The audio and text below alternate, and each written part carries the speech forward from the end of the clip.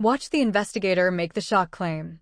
A Jay Slater investigator claims he knows the real reason the teen left the Airbnb he stayed at hours before embarking on a doomed last journey. Detective-turned-TV sleuth Mark Williams-Thomas claims an answer on how Jay came to be lost in the mountainous Tenerife area could be revealed soon. Please subscribe to my YouTube channel. Mr. Williams-Thomas has been continuing to investigate the tragic death following Jay's funeral in August. Jay left an Airbnb in the village of Masca hours after traveling there with two men he'd met at a music festival. The search made headlines worldwide after sleuths online tried to piece the Lancashire teen's last moments together. His body was found 29 days later after he tragically fell to his death sometime after leaving the Airbnb. Mr. Williams-Thomas now claims to know the answer to two mysteries surrounding Jay: why he left the Airbnb and why he didn't return. In a post to X, he said, "Maybe, when the time is right, I will reveal those.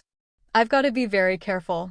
What I don't want to do is upset the family with any more trauma than they have already had, and so it would be something I would work very closely with Debbie and the family on to reveal that information." The former cop did not provide evidence, but claimed he was working closely with the family. Mr. Williams-Thomas has also made a surprise U-turn and revealed that information that came to him early in the investigation was not accurate. Through mobile records and speaking to witnesses, he said there were considerable issues that existed in the search. He said, "One of the things that's very clear is there is a huge amount of misinformation. I've been back and looked through some of the videos that I took when I went out there, in relation to my investigation and thought processes of whilst the investigation was going on. You find information out, you look at that, and then a couple of days later that information changes or is evidenced in some way. Some of the information that came to me in the early days wasn't accurate and wasn't correct, and I needed to validate it." Mr. Williams-Thomas previously revealed why he thought Jay had decided to walk after a conversation with one of the other men at the Airbnb.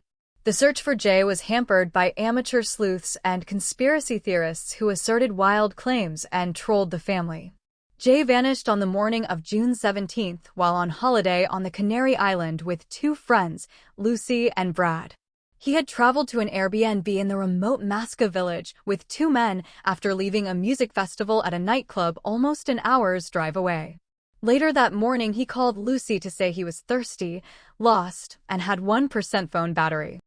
His mobile cut out at 8:50 a.m. near a hiking trail in the rural Deteno National Park, an 11-hour trek from his apartment in the south of the island. Please subscribe to my YouTube channel. Police spent almost 2 weeks combing the vast area with drones, helicopters, and sniffer dogs before turning to a private search.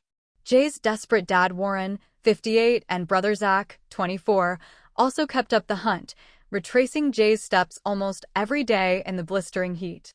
In her first interview since Jay's death, Debbie told The Sun how vicious trolls have destroyed her with thousands of calls and messages. She received a vile letter from a troll just days after Jay's funeral. Her torment over a GoFundMe page she didn't ask for. How Jay really got caught up in gang attack that landed him with conviction. She just screamed when cops found her son's body. In her final call to Jay, they said, "I love you." She denies rumors Jay stole £12,000 watch and fell foul of Tenerife drug cartel. Her family sent vile fake images of kidnapped Jay. The family were hounded by vile trolls and conspiracy theorists who relentlessly peddled baseless claims online. Mum Debbie slammed the trolls and called the misinformation they peddled nothing more than callous rumors. After 29 days, Jay's body was found on July 15th deep in a ravine close to where his phone last pinged a phone tower. Dramatic images showed the moment a helicopter crewman was winched into the chasm with his arms aloft in the delicate recovery operation. A post-mortem conducted in the UK confirmed that Jay died because of traumatic head injuries, consistent with a fall from height.